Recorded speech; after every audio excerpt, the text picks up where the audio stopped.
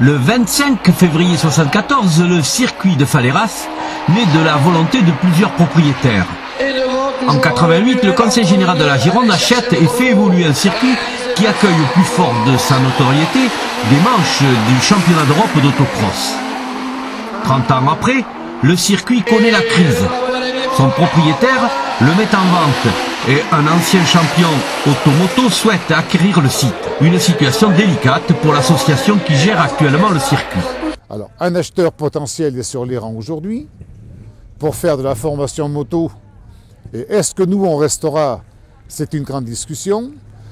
Ensuite, à notre niveau, monter une coopérative pour peut-être devenir propriétaire du circuit, c'est aussi une hypothèse. Et enfin, la troisième hypothèse, un bail peut-être amphithéotique par les conseils généraux ne serait pas pour nous déplaire.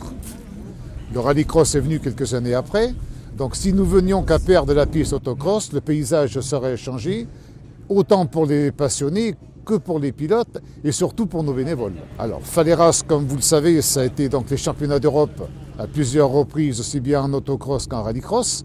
Et demain, donc, annoncé par voie de presse ou par télé que dira plus d'autocross à Faleras, pour nous, association, je dirais, c'est un coupe-gorge, quoi, c'est un crève-cœur. Et bien malheureusement, il n'y en aura plus en Aquitaine, parce que c'est le dernier circuit. Comme tout le monde le sait, Mérignac va fermer en fin 2014. Et après, donc, eh bien, il faut remonter donc, vers la Bretagne, descendre tout à fait en Midi-Pyrénées et dans l'est de la France.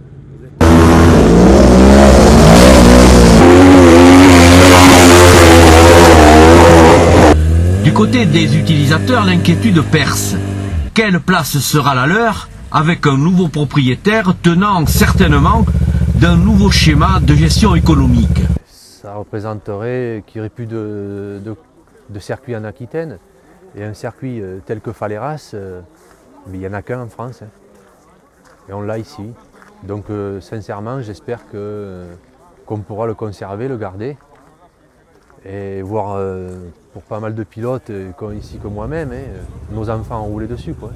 Ça reste quand même le circuit mythique pour tous les Girondins, et voire pour tous les Aquitains. Quoi. Donc ici, gagner ici, c'est hyper important pour la plupart d'entre nous.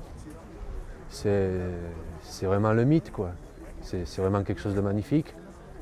Enfin, moi je peux en parler, j'ai gagné 2 fois.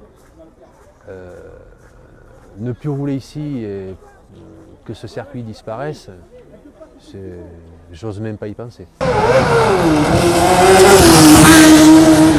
Je serais vraiment malheureux parce que il faudrait que l'on parte sur d'autres circuits et quand on habite à 3 km du circuit, voir partir un circuit autour de la maison, ça fait toujours mal au cœur.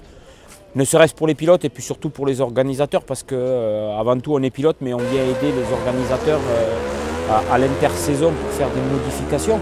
Et c'est le pourquoi de la chose qu'on aimerait que le circuit continue à vivre pour que nous on puisse vivre avec notre passion bien sûr à côté de la maison. Ce qui embête pour nous c'est qu'on puisse y rouler quoi. Et suivant la personne qui l'achète quoi. Suivant si c'est une personne qui veut faire de la moto, bon, mais nous ça sera fini pour nous quoi. Et dans les coins il n'y a pas d'autre circuit que Faleras quoi. Et Faleras c'est un mythe quoi. Tout le monde aime Faleras et nous aussi les spectateurs aussi. Et voilà, ce qui nous embête, c'est qu'on ne peut pas rouler chez nous.